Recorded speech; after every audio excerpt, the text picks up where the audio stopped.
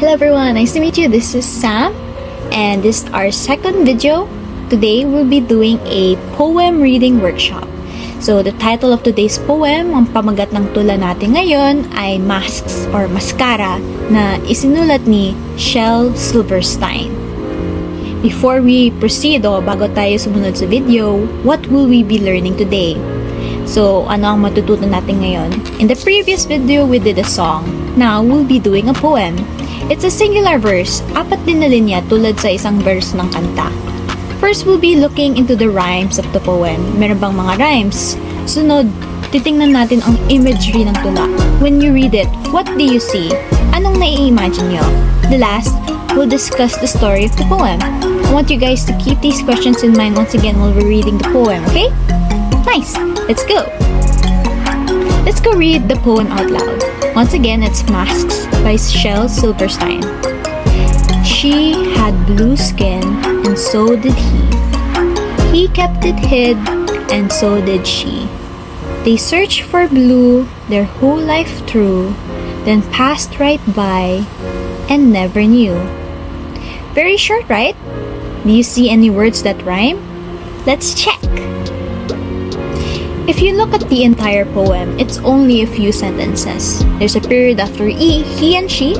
There's a period after new. So that's a total of like 3 sentences in the poem, which makes sense as to why there's only 2 rhyming pairs with how short it is. Here are the rhymes found in the poem. The first pair are 2 pronouns, he and she, the panghalips. The second set of rhymes are blue, true, and new. Did you guys get that?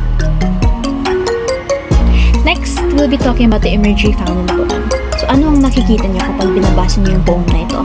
Let's start with the first line. She had blue skin, and so did he. These people had blue skin. Kulay blue yung kanyang itsura. The second line, he kept it hid, and so did she. So, they hid their blue skin gamit ang mga malaking mask na nakikita niyo sa larawan. Because of these masks, nobody can tell what color their skin is. So they can think that it's red, it's white, it's black, it's pink. No one knows what color their skin is other than themselves. The third line. They searched for blue their whole life through, then passed right by and never knew. Hindi sila nagkita. They just walked past each other dahil nakatago sila behind their big masks. So now that you see the entire happenings of the poem, what exactly is the story behind it? The story of this poem has to do with the mask. The mask itself is what stops them from finding one another. They tried so hard to find another blue person in their life, but because they were hidden, because of their masks, they were not able to see one another. If they took off the mask, then maybe they would have seen that another person is color blue like them. Pero dahil nakasuot sila, this disappointment of missing one another is what centers the entire story.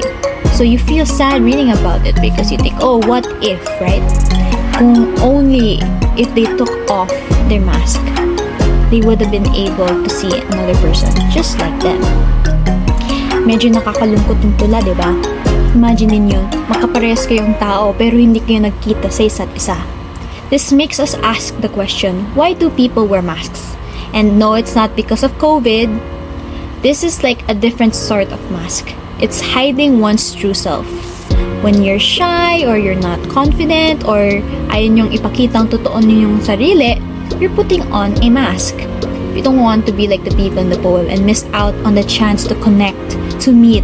Kailangan natin tanggalin ang mga mask na sinusuot natin. But in the first place, how do we remove this mask? Well, it's by the power of speech. Ang pagsasalita, ang pakikipag-usap sa isa't isa. Through our words, we are able to take off our masks. This is why, learning English is so valuable, and I hope that this poem makes you want to learn more. So what about you? What kind of mask do you wear in your life? And how do you want to take it off? I have here a short glossary for words or phrases found in the poem.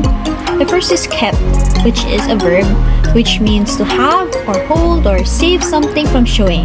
Nakahawak, nakatago, kept. Never, this is an adverb, isang panghalip. This means no, something that will not happen. Next, Whole. This is an adjective, isang pang-uri. Something that is complete or total, walang nawawala. Next is a phrase, their whole life through. This is an idiom, meaning for the rest of or the entirety of one's life, isang habang buhay, buong buhay ng isang tao. Pass right by is a phrase which means moving or walking by without stopping. So when you move so fast, you don't glance at the other person, di kayo nagkita, pass right by. If you have any other new words or phrases you want to add, feel free to write it down in your sheet below. That's all for today, and I hope you've enjoyed this poem and video.